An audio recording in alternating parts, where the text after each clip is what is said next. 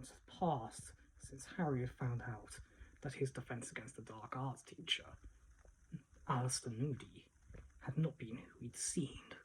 It turned out that he had been one of Voldemort's Death Eaters, Barty Crouch Jr., and it had been him who had not only sent Harry to the graveyard, but also been responsible for the revival of his master, Lord Voldemort. Unfortunately, though, his efforts had been in vain, as he had been given the Dementor's kiss, and his soul had been sucked from his body. This had been an act from the Minister of Magic, Cornelius Fudge, in order to silence both Dumbledore and Harry's constant remarks that Voldemort had been revived and back to the living realm. Things also hadn't gotten great for Harry lately, for you see, not only was Dumbledore ignoring him, ever since his trial that he had had in front of the Supreme Court for doing magic outside of school, for being an underage wizard, he had also had to deal with the new Defence Against the Dark Arts teacher that had been put in place by the Ministry of Magic, Dolores Jane Unbridge. Unbridge was a bore. She did things too seriously, and always the way the Ministry wanted. Then one day, in one of Umbridge's classes, where they were constantly reading, yet again, from the most boring textbook of them all, Advanced Magical Theory for Defence, Hermione asked Umbridge when they would be able to do spells to defend themselves with. Umbridge turned to Hermione and scoffed, "My dear, whoever would you need to defend yourselves against in your class?" Hermione was about to speak back, but before she could, Harry burst out, "Oh, I don't know, Professor. How about Lord Voldemort?" Hermione thought Harry was pushing his luck, but she did think it was nice that her boyfriend was defending her. "Against who, my dear?" "Oh, you know, Professor Voldemort and all his followers who are causing pain and suffering to everyone around in the living world." Umbridge then turned to Harry and glare for outrage and spoke. "Detention, Harry Potter." Harry was then forced to, every night after this, go to Umbridge's classroom and write into his own flesh, "I must not tell lies." This was the worst punishment a wizard could ever be given. After this, he confided in the one person he trusts, Hermione, and she is outraged. "Harry dear, you should go to Dumbledore. Tell him about this." "Hermione, he doesn't listen to me. He's not spoken to me since my trial," glared Harry back to his girlfriend. The couple then said that this was weird, and they had a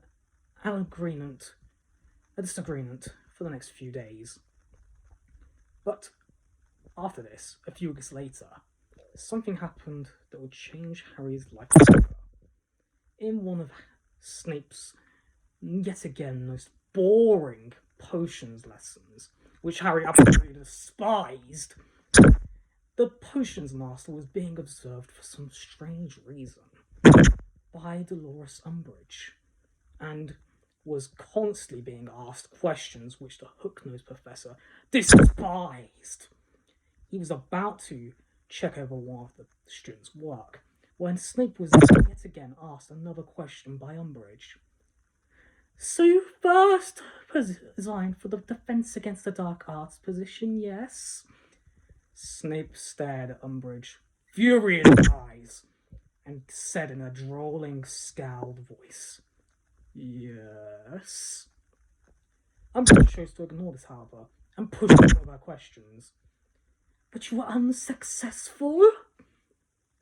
"Be asleep," replied Snape in a drawling tone. He then turned to Harry Potion and was not impressed. He then yelled, "Potter! Look at the board and tell me what you've done wrong this time, boy!" Harry glared at the board and whispered, "I forgot the hellebore, sir." "What was that, Potter?" yelled Snape. "I said I forgot the hellebore, sir." "Indeed you did. So this potion is worthless, Potter. Evanesca!" He pointed his wand at Harry's potion, and this disappeared. I'll be having words with you later, Potter. As well for you, Miss Granger. Probably gone overboard as well. Always. Snape then went back to his desk and oversaw the students for the remainder of the lesson. Then, when everyone had left and Unbridge had gone back to our office, Snape turned to the couple and spoke in a tone which Harry was not expecting. So, Potter, you've probably been wondering why the headmaster has been refusing to talk to you, yes? Harry was confused, but before he could respond, Snape added, "He is not speaking to you, Potter, because he believes that the Dark Lord has a connection into your mind. However, I can defend you from this and teach you occlumency. The headmaster believes this will be your best chance to block out the Dark Lord." Harry was confused though, and added, "Occlu what? And why are you helping me out of all people, Snape?" Before Snape could reply though, Hermione spoke up. "Occlumency, Harry dear. It's a way of blocking out people from reading your mind." "Indeed, Granger. It seems that those brains of yours are useful for something, actually." Harry was about to yell back at Snape, but then he added, "Potter, I can help you defend your mind against the Dark Lord. This is the only way that you may communicate with the headmaster in safety. As for why I'm helping you, besides the fact that the headmaster is ordering me to, long ago, I made a promise to your mother that I would keep you safe. I made the unbreakable vow. As your godfather, I promised that I would keep you safe.